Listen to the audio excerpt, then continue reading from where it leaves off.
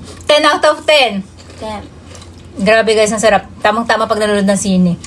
Dahil isa to sa mga paborito nilang ino-order kada pumupunta mo ng sinihan. Ang jajang, ito yung gabi na nabili natin. Siguro mga 3 weeks ago na yata to. Guys, sobrang kabisihan na lola nyo.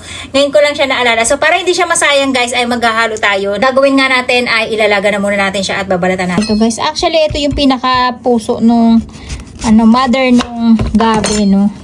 Ang laki na guys, hindi pa ako nakapag-harvest ng ganito kalaki.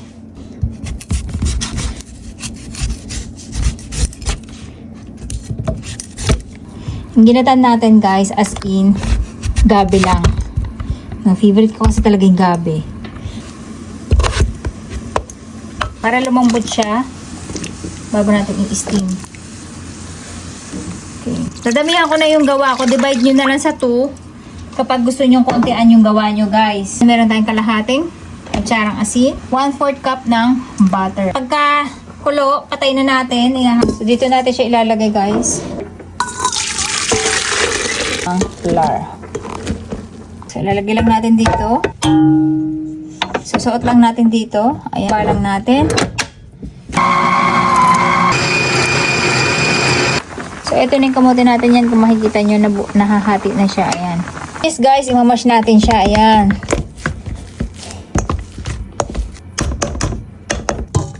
Okay. Tapos, lalagyan natin siya ng konting tamis guys. Okay. Okay. Baba lang natin guys.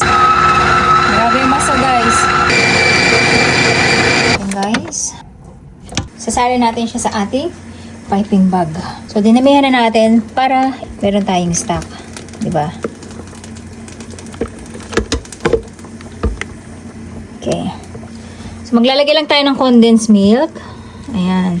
Cocoa powder. Then ihahalo lang natin yan dyan. Tapos, init lang natin sa range. Ito na guys, after natin siya ma-range, haluin lang natin para ma-dissolve yung cocoa perfect dun sa ating condensed milk. Tingnan nyo, diba? Tapos, set aside lang na para mailusot natin ng perfect tong ating. Ayan.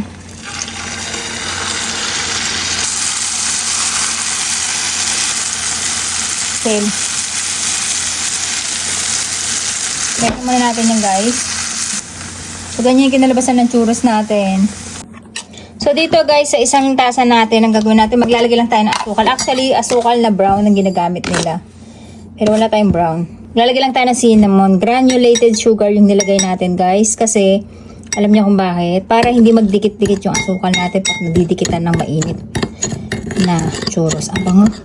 So, ang ginawa natin guys, pinalitan natin yung nozzle tip natin. Yun nga lang, mas maliit pa din siya, pero may shape na siya. Ayan. Makikita nyo guys, may konting shape na siya. Tapos ito, walang nozzle tip.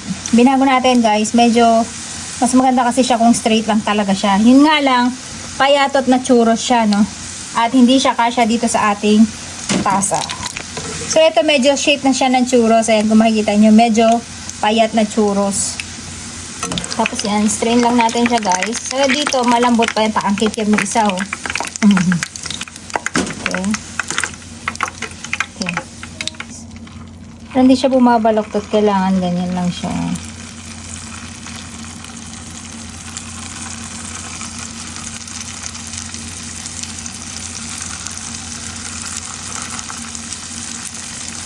Pag malakas pala yung apoy, bumabaloktot siya. Ang gagawin natin ay ilalagay lang natin siya dyan. Tapos takpak lang natin at ilagay natin sa lalagyan. Okay.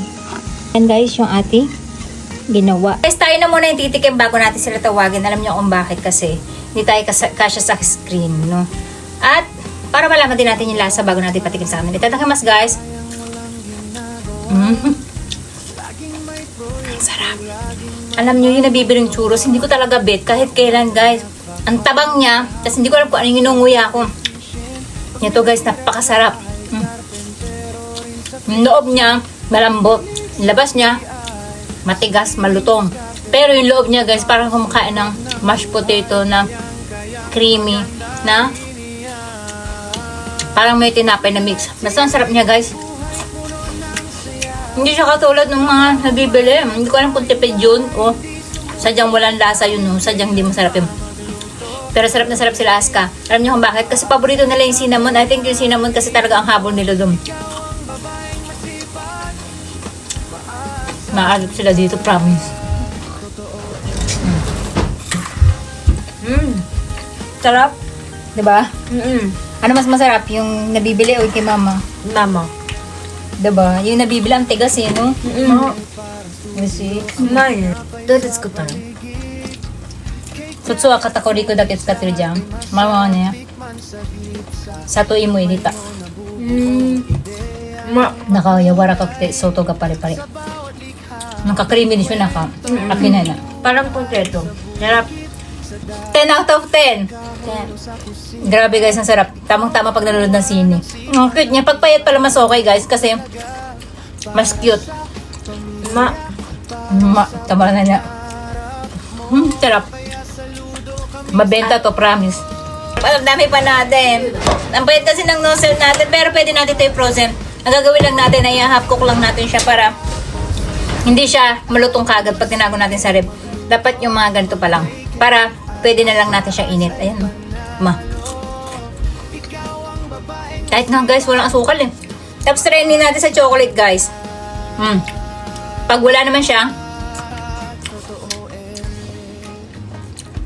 sarap! うまっ。うまいでしょうまっ。どっちがいいの砂糖これ砂糖。 ako ako rin ka na 砂糖。砂糖。 kasi yung cinnamon paborito niya dalawa eh paborito kasi nila yung cinnamon guys Sarap. pero masarap pa din no gusto niyo pa? Sarap naubos na ba yun kanina? Oh, bilis ako.